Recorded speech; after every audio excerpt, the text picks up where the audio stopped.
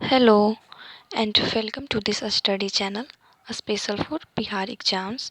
So please support this channel with like and subscribe.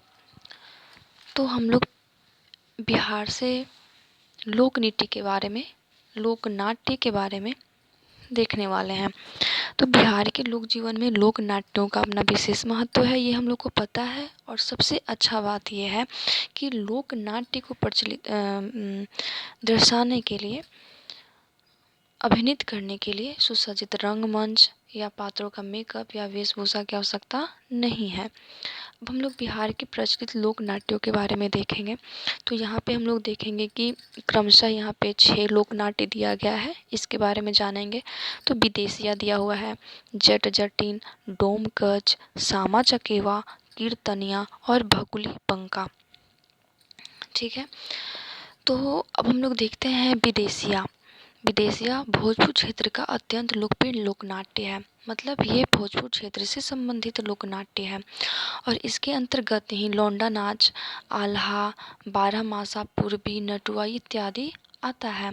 और जो विदेशिया होता है ना, इसका आरंभ मंगलाचरण से होता है और इसकी प्रमुख बातें ये है कि महिला पात्रों की भूमिका पुरुष कलाकारों द्वारा निभाई जाती है। तो ये है विदेशिया जो भोजपुर क्षेत्र से संबंधित है। और लोंडा नाच के साथ साथ आल्हा, बारहमासा इत्यादि जो है वो इसके अंतर्गत आता है। आरंभ इसका मंगलाचरण से होता है और महिला पात्रों की भूमिका पुरुष कलाकारों द्वारा निभाई जाती है। ये विदेशिया हो गया जो कि काफ़ी प्रचलित लोकनाट्य है और ये याद रखना है। अब हम लोग देखेंगे जट जटिन को। तो जट जटिन जो है ये सावन से कार्तिक माह के अंतर्गत अविवाहित महिलाएं, कुंवारी लड़कियों के द्वारा ये अभिनीत किया जाता है और इसमें प्रचलित किया जाता है, प्रदर्शित किया जाता है जट जटिन के वैवाहिक जीवन का। कुंवारी लड़कियों द्वारा सावन से कार्तिक में ये नाट्य किया जाता है। अब हम लोग आगे देखेंगे डोमकच। अब देखिए डोमकच, जो भी बिहार से होंगे उनको पता है कि डोमकच कितना प्रचलित है। जितने भी बिहार में शादी होती हैं सारे घर में डोमकच का प्रचलन है।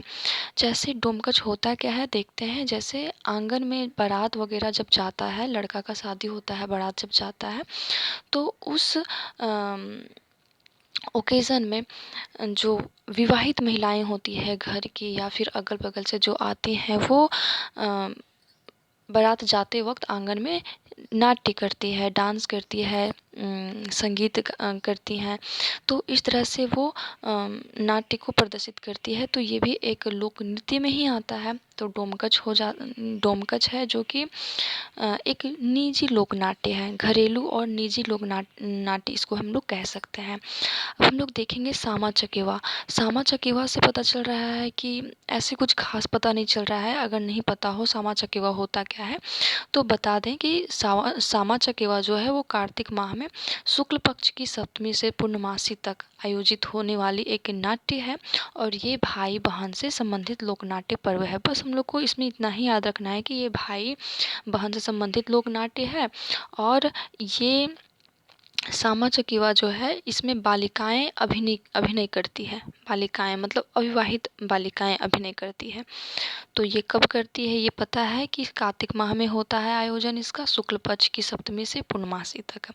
अब हम लोग देखेंगे कीर्तनिया। कीर्तनिया से हम लोग को पता है, कीर्तन से ही पता है कि कीर्तन होता क्या है। भगवान का जो भजन होता है उसको हम लोग कीर्तन कहते हैं। कीर्तन जानते होंगे सारे लोग। तो कीर्तनिया में बिहार में भी कीर्तनिया एक लोक नाट्य है जो कि श्री कृष्ण की लीलाओं का वर्णन भक्ति गीतों के माध्यम से होता है। वो कीर्तनिया के अंतर्गत आता है। तो कीर्तनिया भी बिहार का प्रचलित लोक नाट्य है, वो याद रखना है।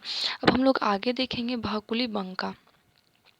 ठीक है, तो भकुली बंका नाम से तो कुछ खास पता नहीं चल रहा है, लेकिन भकुली बंका जट जटिन जो हम लोग एक लोक नृत्य सेकेंड पॉइंट में पढ़े हैं जट जटिन, तो उसी के अंतर्गत भकुली बंका भी आता है। और ये जैसे जट जटिन सावन से कार्तिक माह में अभिनय किया जाता है अविवाहित बालिकाओं द्वारा, वैसे ही भकुली बंका भी सावन से कार्तिक माह तक आयोजित किया जाता है।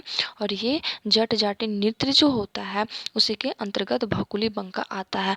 तो ये रहा बिहार का प्रचलित लोक नाट्य। आगे बिहार के बारे में जानने के लिए इस चैनल से बने रहना है। तो please like and subscribe, and thanks for watching.